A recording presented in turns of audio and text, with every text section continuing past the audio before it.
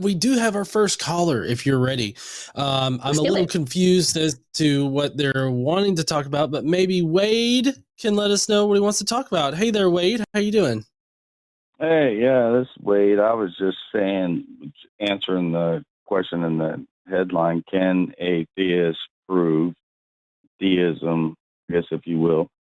No, I don't believe they can. Elaborate on that a little bit. And I'm a theist. Yeah, let's elaborate on that a little bit. So what exactly are you wanting to discuss? Because it seems like you want to discuss, the call screen that we have is a little bit different. It says that you want to discuss how theism can never prove evolution in particular wrong, which I tend to agree. But then what you've said here to us just now seems to be a little bit more in the vein of like theism can never prove atheism wrong. What do you want to talk about? No, no. In terms of the question on the headline, my understanding, it basically was like, hey, can a creationist, prove creationism? No, they can't. I don't think they can. That's kind of like my point. And I'm a creationist, if you will. Okay, so you are a creationist. Why are Correct. you convinced of creationism then? Well, that's where the faith. It's all faith. The Bible says that only just live by faith. I got to interrupt real quick. That's how it goes down. Sure. No, go ahead. but I got to interrupt here because it's not faith. like creationism, as far as like how we know this world came into existence, like how it developed over time, how we know that evolution is a real thing that happens, and how it's the best explanation for the diversity of life. These are not faith-based things. Like, you don't have to have faith about those things. There's that's not faith at all. Things. No, you're 100%. That's not faith at all. The faith that I'm talking about is, obviously as a Christian, Jesus Christ, and that's, to just live by faith. But in terms of your creationist, and, there's a lot of deception in Christianity and religion, and there's a lot of religions. My whole thing is this, that I don't believe true Christianity is a religion. I believe it's a reality. And this is just my own faith. But I will say this, for instance, with the whole Trump thing and the derangement thereof in the majority of the Christian, they're so deceived, they're wrapped up in the religion that they're all in the religion. And it's religion. My whole thing is faith. Okay. It's a personal thing. And, it's a tough deal because at the end of the day, we're in a big trouble with this Trump thing, and people can't seem to figure out the riddle, if you will.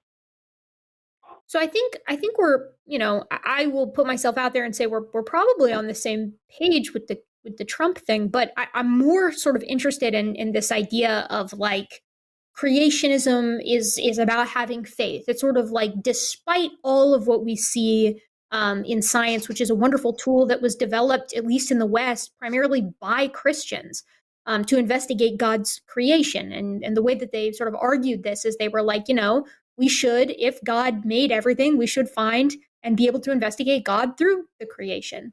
And their argument was basically like, creation thus should not be deceptive. So what John and I were talking about earlier was this sort of where we sort of go hands off, or I was at least talking about where I go hands off in the conversation with folks who are religious, is like, if we can agree on all of the science, but then, they believe that there's a God behind it, we can have a philosophical conversation about that, but it's not going to be a scientific one. Creationism, on the other hand, is inherently a scientific conversation. And it's one that I think you can't make the argument for. And I think it's one that you can't make the argument for from science or even from scripture. In terms of what you're saying, in my interpretation, I believe this earth is millions and millions of years old. And I think science and historical archaeology proves that fact. But it's unfortunate that the religious community, in terms of the Christian community, like the Trump derangement that they're under, they can't seem to get that riddle. And it's unfortunate, but this is how I see things. And You know, I think that when I interpret the Bible, when I read it, I think it confirms the fact that it's millions of years old, and obviously science does also.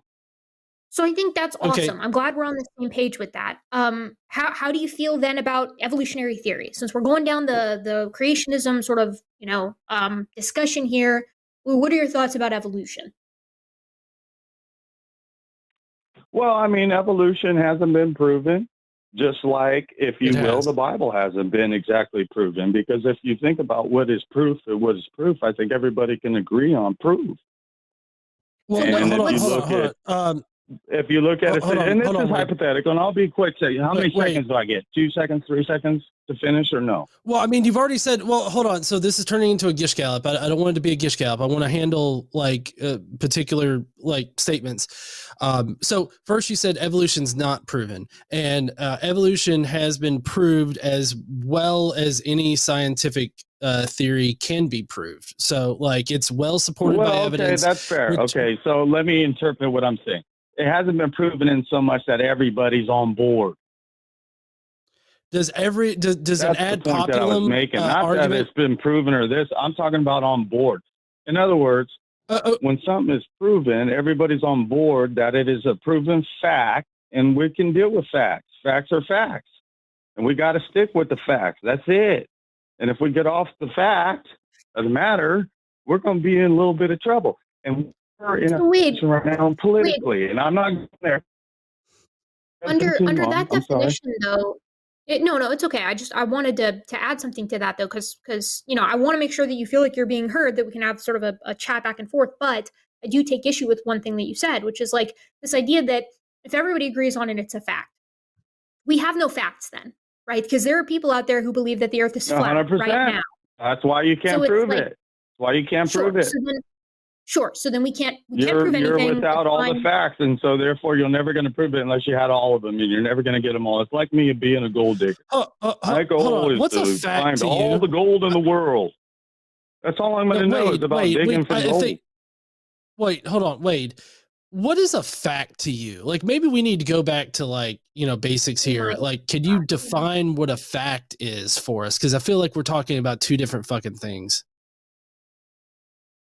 Okay. Well, a fact to me is if I went digging for gold and I found a big old fat gold nugget, and there's a rumor going around, most people don't believe it. I believe it because I found it and I know it's true. And then the people that witness it knows it's true. And so that's a fact to me. I feel like that's not believing. I feel like that's not even my whole thing is consistent, right? No, like I don't even know how that. I don't know how that resolves like again? As a fact. No, how is that a fact? Like that doesn't even. She's saying that what you're saying doesn't make sense as far as I was trying to do an analogy. Look, it ain't a fact because it's not true. I was trying to do an analogy, and maybe that was a terrible, and I apologize if it is. I'm just trying to acknowledge, like, look, you search, you find, and then that individual that searches and finds whatever truth that they find, that's their truth. And it's like if you search for truth or history or this or that, you got to search for it. It's like digging for gold. So it's very kind of the point or the analogy that I'm trying to say.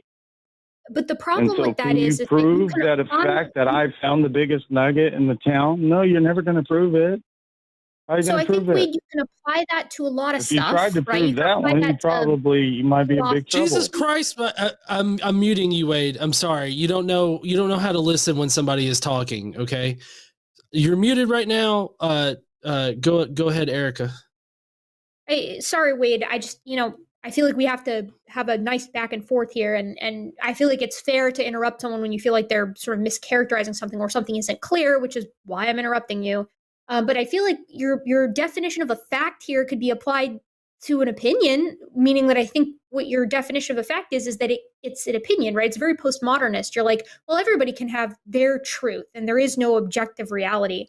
But that's just not how our world operates. We all operate as humans as if there is a shared objective reality. We do it when we get on planes. We do it when we get in cars. We do it when we eat our food. We do it when we, look at the weather.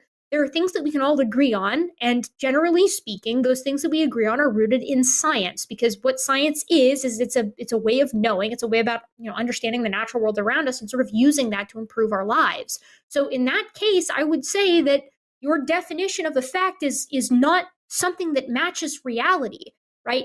It's just not something that works. Now we can have a conversation about like whether or not what you're saying sort of reflects a lot of people's perspective of a fact. But what I don't think we can do is move forward with that as an operative, agreed upon definition of a fact. John, are you on the same page with me on that? Absolutely, yeah, that's totally fair. Okay, absolutely, so that's totally fair. And if the guys let me respond, it won't take long. I would respond in this way: that I guess what I would say is, I really don't have the answers, and in terms of the science and all that kind of stuff. And you're right, but at the same time, I'll say this. People pick sides, the yellow team, the blue team, the red team, whatever team. And to try to get everybody to jump on the science side, and I get it, because the science in terms of what you guys are saying is the truth, the whole truth, and nothing but the truth, in terms of the sentiment that you just gave me. It just kind of is like, wow, science, I guess I get eyed out. We live forever, take the chip, whatever it takes, and we live forever. And that's what the science says. I have no idea what the fuck you're talking about right now. I'm lost. I feel like you're just on a stream of consciousness now. I was being facetious. My bad. I was being facetious. I didn't. No, I just don't know where you were going with that. Like, you started talking about taking some kind of chip or something, and then therefore you're going to live forever. Like, I'm sorry, dude. I just don't know. I apologize. I digress from that. I'm sorry. I didn't. Look, I don't know how to. I don't. Sorry. No, I was just going to say, I feel like you're sort of painting John and I like we like worship science or something, and that it's, this is like the only way to know anything about the world. I can't speak for John, but I don't feel that way, right? Like things like philosophy, even though they're way over my head, or like talking about, having these conversations about religion, right? Like these are important conversations to have. They're just not within the purview of science. And I would argue that science is our greatest tool when it comes to improving the lives of people on this planet. And many people who are on the side of not science, as you sort of alluded, that there's being on the side of science and not being on the side of science, they don't actually live their lives like that, right? They live their lives in the comfort of a home heated by science, driving a car that was created by science, enjoying immunity from diseases that they got because of science. And it's like, then they choose arbitrarily to pick parts that they don't like and say, actually, like, I don't really like this idea of, not, being another type of animal on the planet. And so I'm going to reject that. That's sort of what I mean when I'm talking about science and consensus and how it applies to the lives that we lead here on the planet, right? It's like, it's not a religion, it's not a worldview, it's just a tool. And insofar as it is a tool, it's very, very difficult to whole cloth reject big chunks of it while using the rest of it to improve your life. So I reject the concept that someone can have their truth, and that truth is relative when you're including things like science. And I'm sort of assuming that no one here is a solipsist when I say that, but That's fair. That's fair. No, that's totally fair. I totally get it. It's not. Look, man, I'm not a very smart guy, and I kind of have a probably a lower IQ, and it But my whole thing is this: it's like, there's those that are going to live by faith, and there's going to be those that have that blind faith, and there's those people that are going to, if you will, kind of been dumbed down. And I guess what falls flat for me there, Wade. I think that's where the balance lies. Go ahead. I'm sorry. Well, I was just going to say that's where it kind of falls flat for me. I don't understand blind faith in things. I mean, I guess for in very small instances, I guess blind faith, but like as far as the context in which we're speaking in, I don't really understand blind faith. Like, why would you want to have blind faith when you could have actual evidential support for your position instead of just blindly believing whatever some kind of old book is going to tell you?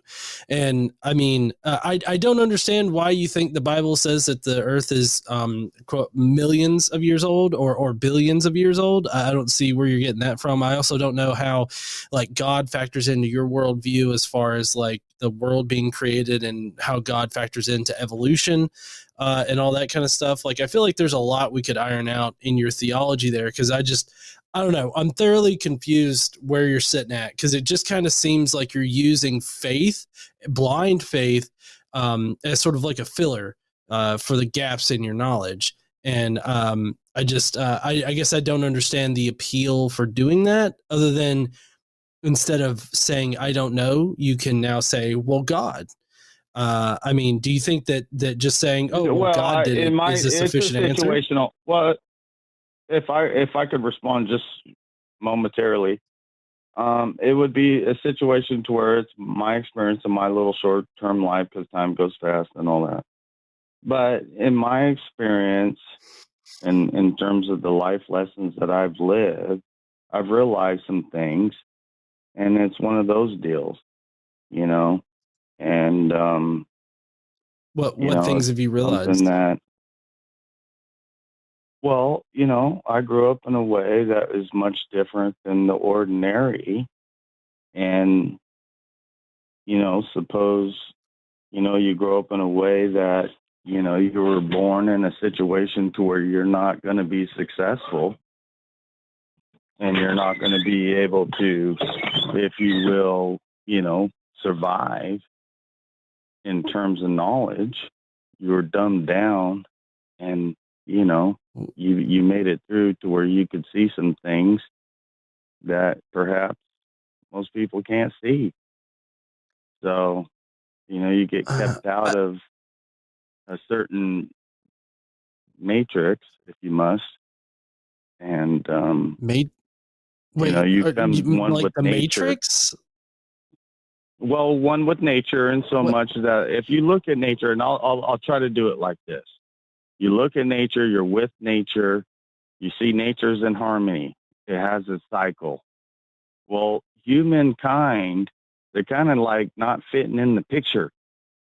In terms of, you look at the earth, you look at the world, you look at the animals, you look at the harmony thereof, and then you look at mankind is the only species that I could see. I don't know if you could see it. I could see it. That humankind has a problem. I mean, and the problem is amongst each other. So think about it. Wait. So wait, do you think other animals don't have problems inside their own species? I mean, I'm sure what I mean Erika by harmony. can tell you loads. You don't know what I mean by harmony? I don't. They do the same I have thing no idea year after year, decade after decade. Humankind, they have ups and downs, don't they? Ups and downs. I'm not sure what you're talking about here. Wait, if I may, you know, this is kind of a heady conversation. I think, you know, we're sort of wanting to ground it in stuff that's rather concrete. And I feel like you've kind of got this perspective that, and I'll speak for myself, at least to me, is like, it's much more philosophical, and you're kind of pulling in all of these, you know, observations that, you know, may or may not hold depending on what you're talking about. Like, are humans doing something that's fundamentally different than all other animals on the planet today? I would argue that we're doing something of a very extremely, you know, that's different in degree, but not in kind, not categorically different. Have other animals, you know, doomed themselves through time? Yes, we've seen this a lot of times throughout history, just not in the same way that we see humans doing it. And we can have that kind of conversation, but I feel like what you're really getting at here is that it's like, you're sort of alluding to this idea that, you know, humans are broken, humans are wrong, we're doing something odd, that the only explanation for is something with a supernatural element. And, you know, you said a couple of times that, like, oh, you know, you're not very educated, or you know, whatever, you think you're dumb. I don't think you're dumb. And I think that if you want to be educated on these kinds of topics, like whatever the age of the earth, or evolution, or, you know, human and other animal behavior, you know, you've got internet access, you've got all of that at your fingertips. And I bet you could dig really deep into it if you really want to. you're the only one holding yourself back in that respect. But I feel like you're wanting to have this conversation that's kind of heady, that's kind of philosophical, and you're kind of pulling in these other elements that I don't know if you really want to dig into. Does that make sense? Because it only kind of did to me. Absolutely. My main reason I called is I was just trying to answer you guys' headline. I love you guys' show. I've been here watching you guys for approximately 6 months. And, I just want to answer the headline. I don't believe a theist can prove you guys wrong.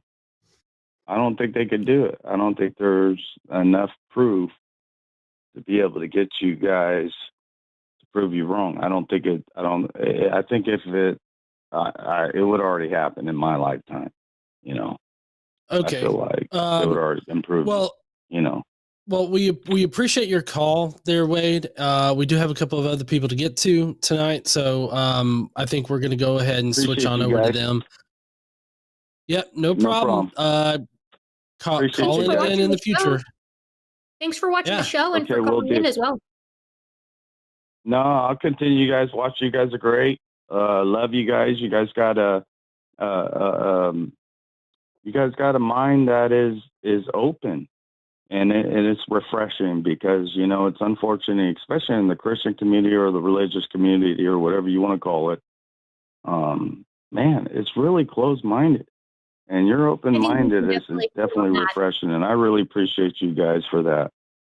I thank you for calling in, Wade. I that's what we want, right? Is we want people, whether they agree with us or disagree with us, if you want to have this kind of conversation, call in. That's the whole point of the show. So thank you so much for the kind words and for calling in. And hopefully you'll still continue to enjoy what we have to say, even if you disagree with us. So thank you, Wade. See you, Wade. Bye-bye.